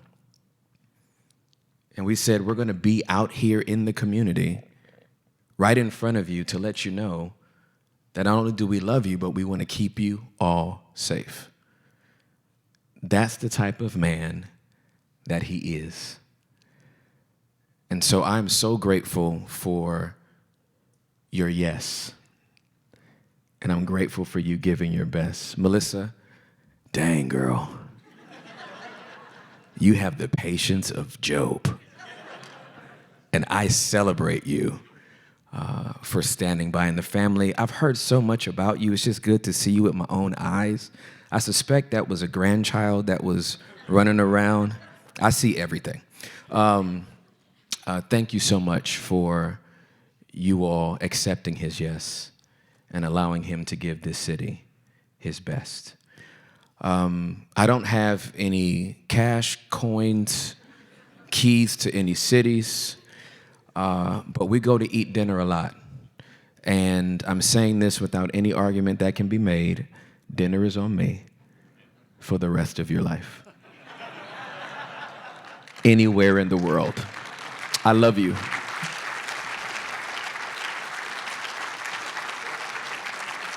Next, we have Wayne Gono.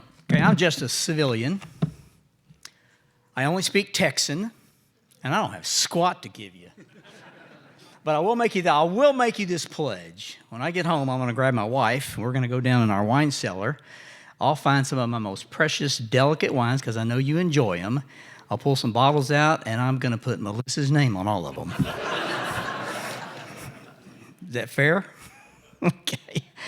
When I checked in, I got with Katie, and I said, you know what, I don't get how I got to do this. I said, I really just don't understand how. And she said, well, I know, but you got a really sweet spot to the position. I'm like, so I look, I said, I've never done an event like this, so I have no idea what, I'm thinking, well, everything's going to be said before I get there.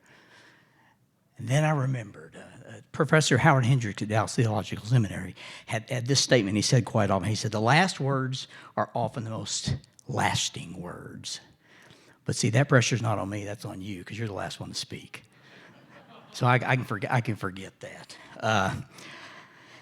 My wife and I hosted a dinner party a couple weeks ago, and Melissa and Jeff came.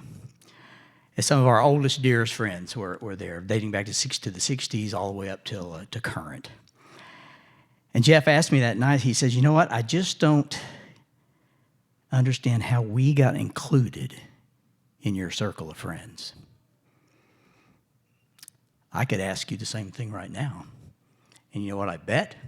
I'll bet the answer is the same. So it is indeed an honor. When I got the invitation, I read the invitation and I got all the way down. There's fine print in the bottom of it. There's always fine print in any kind of document you get. So I'm looking at this. Now this is not what it said, but this is what my heart's eyes read. It said, if you want to tell Jeff how much you love him, or if you want to do a PowerPoint presentation, let me know and I'll see if I can squeeze you in. So I'm sitting there, just the guy that I am, I'm sitting there thinking, man, I've got a really cool 35-minute presentation on biblical leadership that speaks so well of this guy. And my wife reams me back in pretty quick because everything excites me. And she says, you know, you can't, no, you're not preaching on a Sunday morning. You just need to tell him how much you love him. And as a good husband, I said, yes, dear, you're 100% correct. So I really drilled that back. My wife and I had a dream for years to move our business into Irving. We moved here in 2012, and after we had our grand open, and the chamber had an event to where to welcome all the new businesses that came into Irving. We went to the event. We walk into the door, and I see 2 police officers back in the back corner. And I'm always drawn to anybody in a police uniform, a military uniform, because I know the sacrifices just from the friends. Does anybody here know Doug Hutchison? Well, I go back forever with Doug Hutchison, and I've had friends that have been on different police forces all across the country, and the sacrifices are huge, and it is so hard for me to understand how you do what you do and the families that have to support you. I'm just drawn to them. If I see you in a lunch place, I'll buy your lunch. If I see you at dinner, I want to buy your dinner because the sacrifices are huge. And if I can do any little thing, so I went straight back there and started talking to them. And we were just having a small chat. Marvin Bond came and got me after I was there about 2 or 3 minutes. He grabbed me. He said, Wayne, I need some people over here who need to meet you. So I go over there. I'm doing small talk with them too. And one of them said, I saw you just met our chief of police, Boyd, and our assistant chief of police, Chief Spivey. And I'm like, really?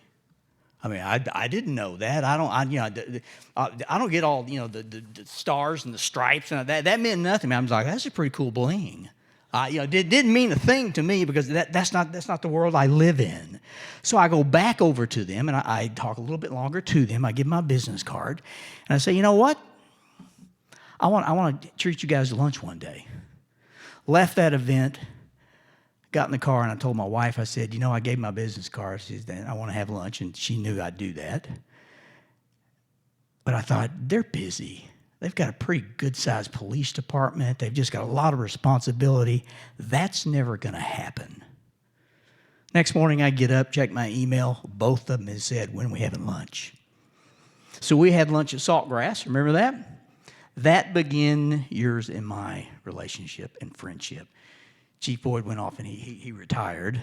So we didn't get to build that like I did with Jeff. So I'm just going to give you 7 qualities and characteristics of a biblical leader, which is what he is and what he stands for. And it just thrills me to death to bring these to your attention. A godly leader is characterized first by love. A godly leader is humble, obedient. He has integrity, is honest, faithful, and has a servant's heart. That describes you perfect. And I've never served with you, but I know it because I've been around you enough, but, well, not enough. You heard me say at the party last week that God brings people in your life for a reason, for a season, or for a lifetime. I've had the first 2 with you. I've had the reason. I've had the season. Now I'm looking forward to the lifetime. And with that, I see a trip to Napa in our future. I am going to make that happen. And if Patsy tells me I can, I'll pay for it.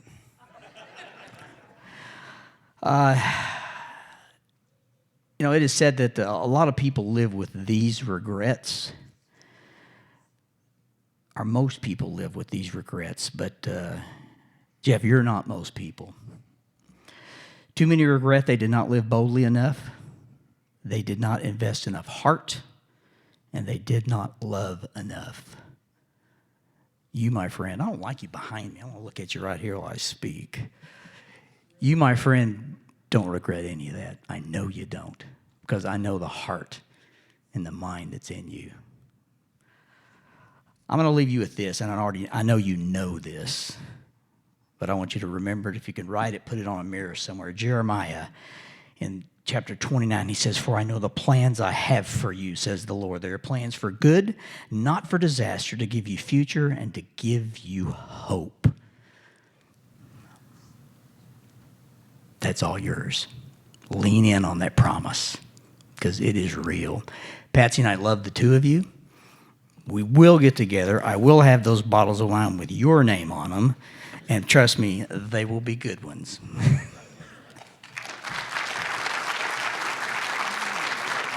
Representing the Irving Police Association, Tony Shillette. Chief, they say the best time to think about retirement is before your boss does. Luckily, that's not the case here. I can think of many reasons that you'll be remembered.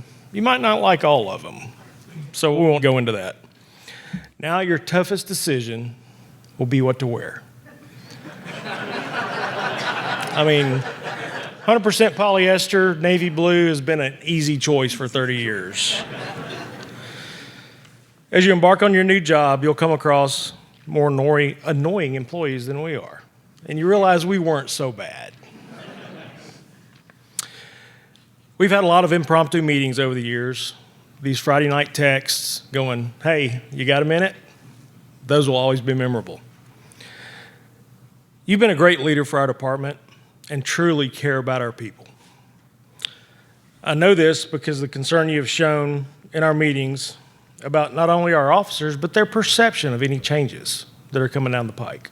And police officers hate change.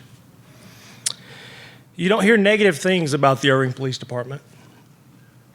And it shows our excellent working relationship from your office through the association to the troops. When you started in 1986, mullets and parachute pants were all the rage. And IPD was still a small-town department. Well, we aren't anymore. You have led us through some of the most challenging years that I can remember in law enforcement. And I thank you for it. Your decisions weren't always popular, but they were always rooted in the best things for our citizens and for our officers. Don't for 1 second think that the challenges of life are over. You're now going to embark on a newer and more fulfilling challenges. That's what every chapter of life is about. You're not retiring, but simply moving on to the next chapter of your life, which should bring you immense happiness. Chief, I have a plaque for you that commemorates your service to the Irving Police Department from the Irving Police Association. I give it to you with our gratitude, and as president, I declare you an honorary member for life.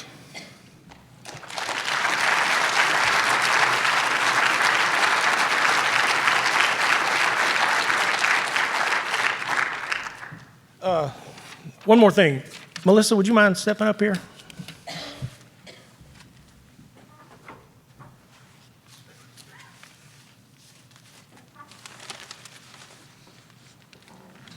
On behalf of the Irving Police Department and the Irving Police Association, thank you for sharing your husband with us for 30 years.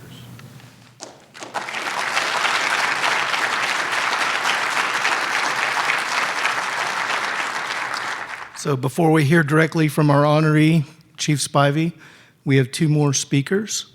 And the first of these is City Manager Chris Hillman.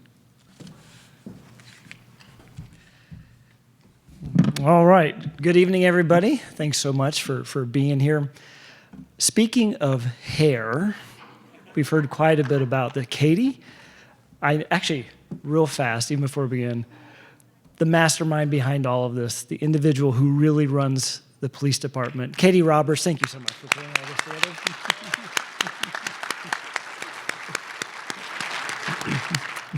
And a very special thank you to Sam and Brian as well for playing MCs today. Let's hear it for Sam and Brian as well, please. So speaking of hair, and Katie, I know you have this picture. There is a real-life picture of Chief Spivey with the most outrageous mullet you have ever seen. This thing was huge. It's so big it had its own atmosphere. It was that big. So Katie, I challenge you, actually no, as the city manager, I am providing city manager direction next Friday, which is Chief Spivey's last day in the office. On our website, it has our command staff, and it has this very nice, professional picture of Chief Spivey all decked out. Take that picture off and put up the mullet. All right? Chief? All right.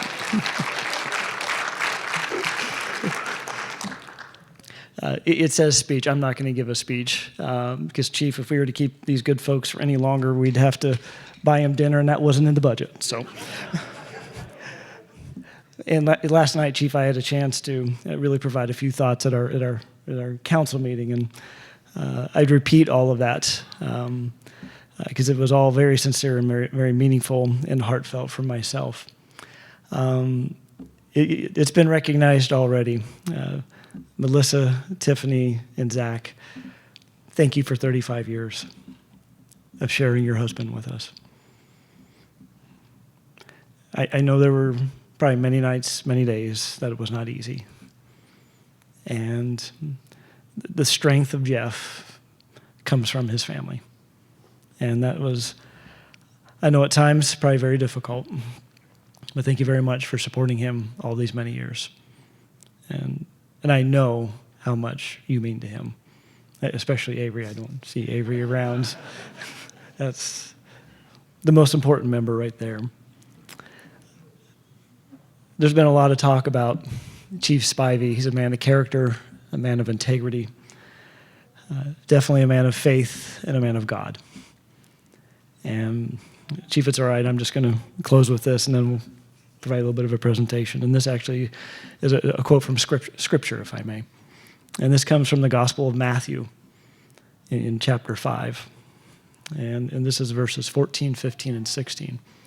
And this is the Savior talking to all of us, but I think it really, especially verse 16, I think really shows exactly what Jeff has done. And this is what the Savior had to say to all of us. He says, "Ye are a light of the world. A city that is set on a hill cannot be hid. Neither do men light a candle and put it under a bushel, but on a candlestick, and it giveth light unto all that are in the house."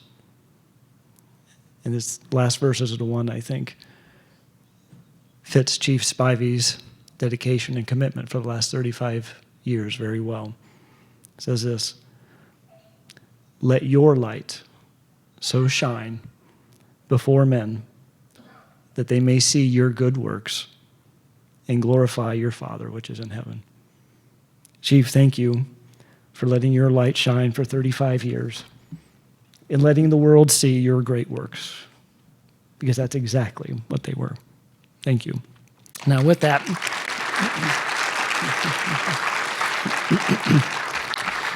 there were a number of things that we could have gotten for you as a parting gift. The first one to step up was Victor. Victor's our fire chief. He said he had some old used fire hose he was trying to get rid of. And we said, "Victor, appreciate it. It's all good." But we did be able to put this together for you. So Chief, I'm going to have you step up if you want to go ahead and open that up. It might be a little bit easier on the end here. So you can see that.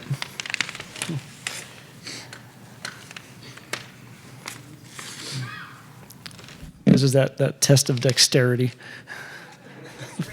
Just rip it. Yeah, don't pretend it's Christmas. Just rip it. You didn't wrap this, did you? I did not. It wouldn't look that good if I wrapped it.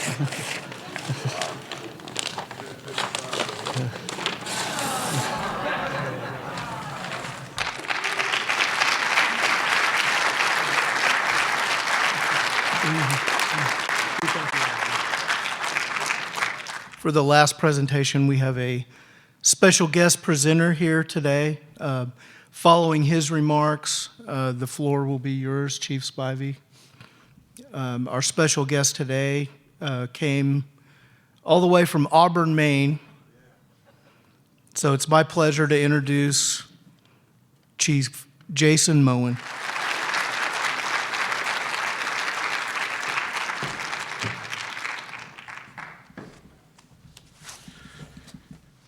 Katie, if you need help with that picture of the mullet, I do have a copy. Good afternoon, everyone. My name is Jason Moen, and I am the Chief of the Auburn, Maine Police Department and OG of the FFRC. Now, you're all probably wondering, did I get that right, y'all? Good. Okay. Y'all probably wondering what a big, ugly Irishman from New England is doing here in North Texas to celebrate Chief Spivey's retirement, as well as why does Jeff have this abject look of horror on his face as I stand before you? Well, do I have a story for you. I first met Jeff 9 years ago, almost to this very day, on the 5th floor of the Monroe Dormitory at the FBI Academy in Quantico, Virginia. Us, along with Derrick Miller, we were settling in to begin a 10-week journey at the FBI's National Academy. There were 7 of us at the end of that hallway, and we all drifted together and started hanging out as a neighborhood group. A couple more joined us, and by the end of the 10 weeks, the 9 of us were a band of brothers. We committed to getting together once a year for a reunion, and Jeff made the mistake of hosting that very first reunion, much to Melissa's dismay. I'm pretty sure I overheard Melissa tell Jeff, as she was driving us back to the house after Saturday night in the Starkyards, never again. There were 5 of us that first year in October 2013. We became the original guys, better known as the OGs. The OGs have never missed a trip, while the other 4 attend a reunion when they can. The OGs have developed a bond like no other, communicating almost daily on a text thread, offering each other support and guidance when we need it. Earlier this year, Jeff hosted our 9th reunion down in Kingsland on Lake LBJ, much to Melissa's relief. As cops often do, we tend to go overboard with things. We named our group FFRC, the Fifth Floor Reunion Club. We developed a charter for the group, complete with rules on trip site selection, as well as seniority rights for bed selection on said trips. Upon hosting a reunion, you're awarded a coveted green jacket adorned with our logo, which is worn to the host dinner night, complete with white shirt and khakis. With over 230 years of law enforcement service represented in this group, we can usually solve all of the world's law enforcement problems on these trips, usually over bourbon and cigars. These discussions over the years have led me to the conclusion that Jeff Spivey is the smartest cop I've ever known. His heartfelt, almost methodical approach to policing serves as a resource for the rest of us to lean on. One example of this is uniforms and tattoos.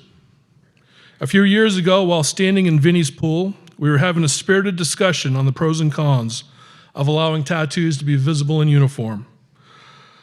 While I had always been the old school, steadfast opponent of this, Jeff explained his reasoning as to why he was going to be changing his policy, and by the end of the day, he had changed my mind with that same heartfelt, methodical reasoning.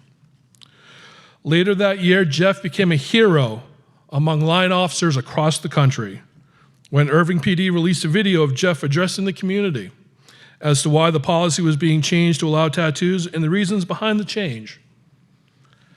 I had no less than 15 of my officers send me that video asking me why I couldn't be more like Chief Spivey.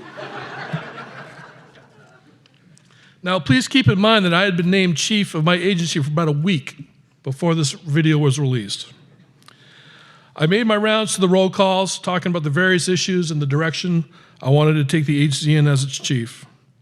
I told my officers that I'd spoken with Chief Spivey at length about the issue and how it was on my list of things that I wanted to change as we move forward as an agency.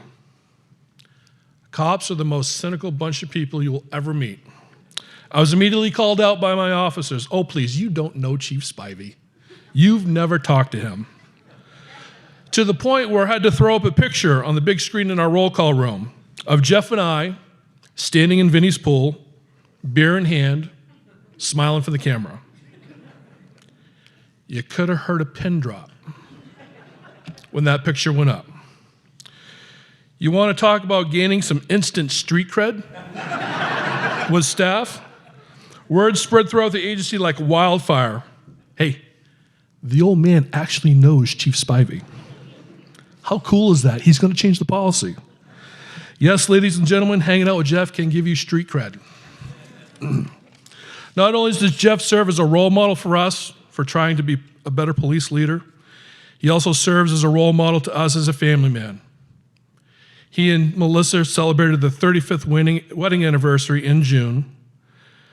They've raised 2 amazing kids, and the title that he wears the proudest, Jefe. Yes, Avery, his 2-year-old granddaughter, calls him boss, when in fact, she is the absolute boss of him. He lights up like a Christmas tree every time he talks about her on a trip. Jeff, on behalf of the OGs, Brian, Vinny, Bruce, and myself, as well as the other members of FFRC, thank you. Thank you for being a part of our brotherhood. Thank you for all of your contributions and accomplishments throughout your esteemed career. Also, congratulations. Congratulations on the beginning of the next chapter of your life, to what us in the police business call the afterlife.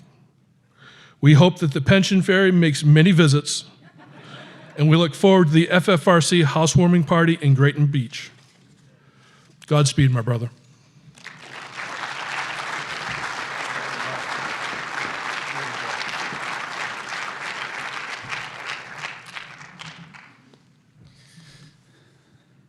So I talk a lot as chief of police about resilience. Y'all understand it. Y'all get it. Thank you for your patience, for your commitment, for your willingness to now sit here for over 2 hours listening to a bunch of people I paid a lot of money to come sing my praises. I promise this won't take long. And I checked with Vegas, the over-under on the number of times I have to stop to compose myself is set at 6. Hopefully you took the over. You know, 35 years ago, I would have never imagined standing before you hearing those words that have been spoken this afternoon. And quite honestly, those of you who knew me then would say the same thing. I was a naive kid from a small town who only wanted to be a police officer because putting bad guys in jail, getting in car chases, and saving the world from evil seemed like the perfect job. I quit college and got married and was fortunate enough to have been hired as a public service officer because at the age of 19, I was still too young to be a police officer. This is how I began my career at the Irving Police Department. I was immediately engulfed in the culture that was then the IPD. We were hard-nosed and tough. We were expected to uphold the law not through community policing, but by driving fast and taking chances, by being unrelenting in our pursuit of justice and never showing weakness of any kind. The badge and gun were heavy as I made the transition to police officer. I needed to be confident, but became arrogant. I needed to be unbreakable, but became unbearable. I used my authority to get things done, not my words nor my influence. I found myself on a path which many police officers find themselves on, especially in those days. There was us and there was them. The us were the police officers. The them were everyone else, family and friends included. If you weren't a cop, you weren't one of us. I found early success in my career. I had received a transfer to undercover narcotics and was having a great time doing a job that was on the edge, fun, exciting, and different than anything I'd ever experienced. I was the epitome of the stereotypical police officer. I was completely eaten up with the job. I was cynical, jaded, angry, and only cared about working to make the next case. I was doing what I loved and I was good at it. Yet I was on the verge of divorce, unhappy away from the job, but thought that that was just part of being a police officer.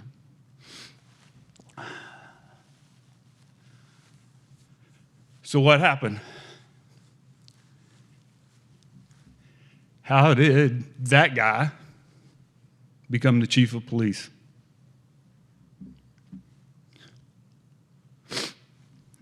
In 1996, my wife Melissa and I attended a marriage conference hosted by a Christian organization. I'd grown up in church, accepted Christ at an early age as my Savior, but had never taken my faith any deeper. It was at this conference that I discovered I not only needed a Savior, I needed a Lord. Someone who I could model my life after, who was the perfect example to follow, who could lead, guide, and direct me because I was making a mess of everything. So first and foremost, I want to acknowledge my relationship with Christ as being the reason I stand before you today. The past 26 years I've spent growing, learning, failing, falling, getting back up, and trying to be the best husband, father, son, police officer, and police chief. You know, just trying to be the best person that I could be without a relationship with my Christ, my Lord and Savior. I know that I would be an abject failure. I also want to acknowledge a number of people who have been a part of my journey. You know, I'm taking a big risk here, and I know I'm going to leave someone out. But I mean no disrespect, and I ask for your forgiveness now. So in no particular order, Sergeant Jack Page, who served as a father figure when I first started here. Mark Kimball, Tim Bourne, and James Hallam, who all at one time were partners of mine, cleaning up my messes and being more than peers, but true friends and brothers in blue. Captain Donnie Stevens, who believed in me and gave me opportunity after opportunity to work for him. Kim Rogers, now Johnson, who has looked out for me from both the dispatch console and the manager's office to make sure I always had a backup, whether I thought I needed one or not. Lieutenant Mark Ferris, who encouraged me to go back to college and finish my degree if I truly wanted to further my career. Sergeant Tom Rowan, who saw in me potential that I never recognized and actually got me to believe it. Sergeant Jim Coleman, who taught me that just because it's not the way I would do it, didn't make it wrong. Chief Lowell Canaday, who in 2001 predicted one day I would be the chief of police, and then took every opportunity to ensure he was right. Chief Larry Boyd, who challenged me to think differently and modeled calm in the midst of crisis. Assistant Chief David Paris, who was the epitome of kindness and resolve. Sergeant Richie Miller, who no matter what my rank or position, has always had the courage to tell me the truth. Charlie Cavazos, for always treating me as Jeff, whether at work or away. Sergeant Harvey Rubalcaba and Deputy Chief John Mitchell, who on more than one occasion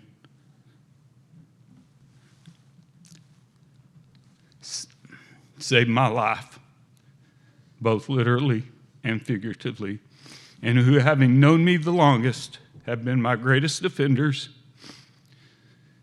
even when they didn't agree with everything I was doing. My time as Chief of Police has seen great success amidst unprecedented challenges.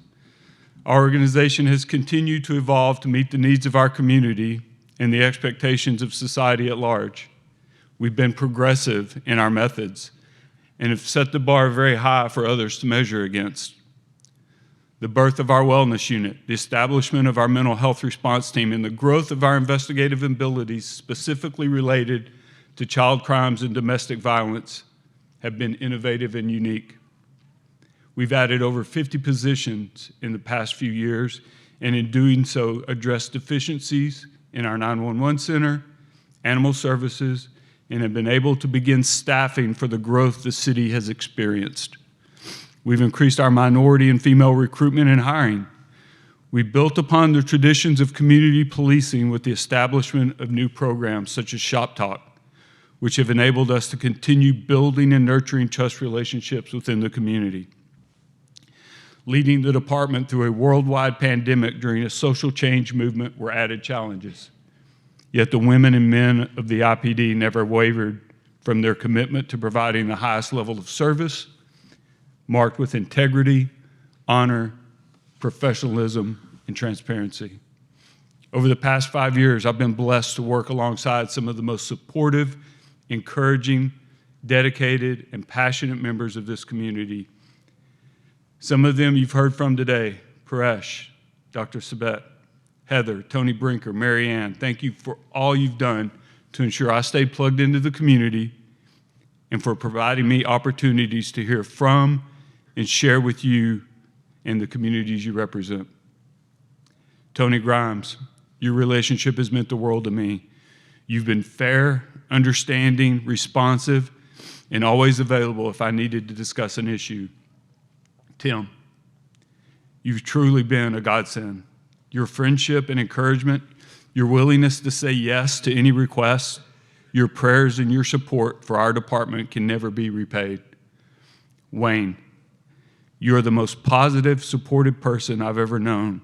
Your faith and friendship and example are the reflection of the integrity with which you live your life. There are others who I would like to thank as well. Carter Holston, Marvin Bond, Bruce Burns, Ignacio Medrano, Rick Lindsay, Robert Alsop, Cindy Shamp, Chaim Vasquez, Karen Cooperstein, Felicia Gatson, Muhammad Shapi, Tino Soto. You've all been guideposts in how I've led and what I've envisioned for the Irving Police Department. I cannot thank you enough. To my chief mentors, Derrick Miller, Steve Dye, Russ Green, Mike Hamlin, Will Johnson, Brian Harvey, Jim Spivey, Jimmy Perdue. Thank you for all of your encouragement, your wisdom, your counsel, and for just being willing to listen. As you've heard earlier, this can be a very lonely job, and every chief needs a group who can serve as those trusted confidants, and you've been that for me. Jason Moen, I was so surprised to see you here, yet I shouldn't have been. We are truly a brotherhood. Thank you for your support, your encouragement, for flying across the country in the middle of a blizzard. You represent what's best about our profession. Thank you. Tony Shillette, thank you for leading the FOP with professionalism and integrity. Your willingness to work with me to ensure the employees of the organization were treated fairly and that we were always a priority. Our relationship is what every chief should hope for.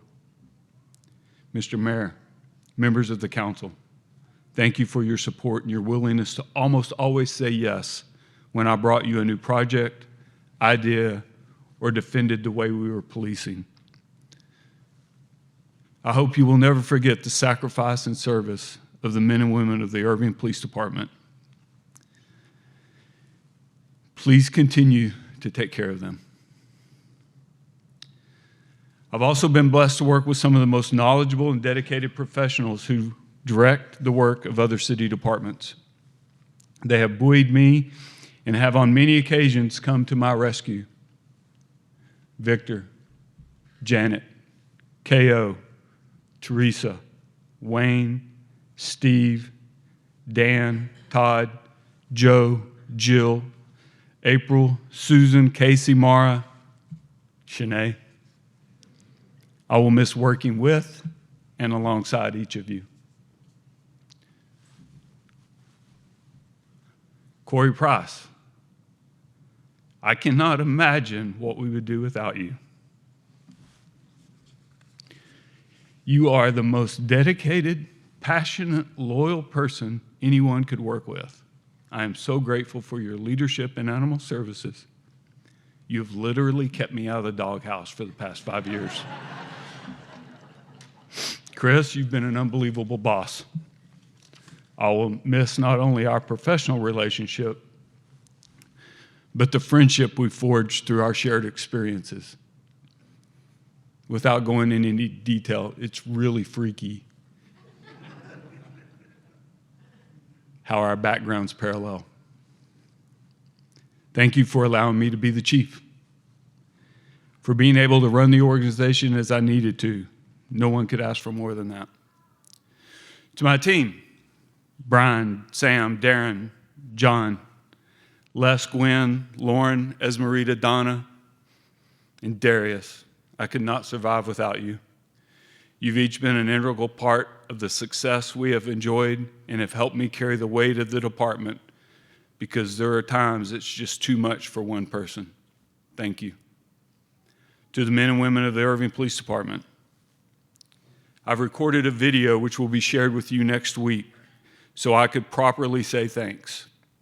You serve a noble profession, and none of this is possible without you. Katie, you are rock solid. A confidant, a sounding board, a defender, a cat herder, the force that keeps everything running. Thank you for challenging me early on in our relationship, for always looking out for me and for the organization. I think people would be really surprised at how much you do and how much gets done because of you. And finally, to my family, Melissa, Tiffany, Zachary, Paul, Sydney. Where's my favorite, Avery? You've all allowed me to pursue a dream. You've sacrificed, tolerated, extended grace,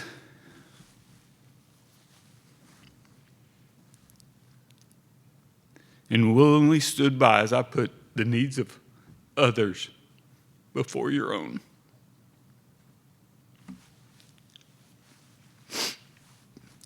You've honored me with your love, forgiveness, and support. You've been my greatest cheerleaders, my most fervent defenders. Thank you will never be enough. I love you all and can't imagine having done this without you. All right, that's it. Y'all made it to the end.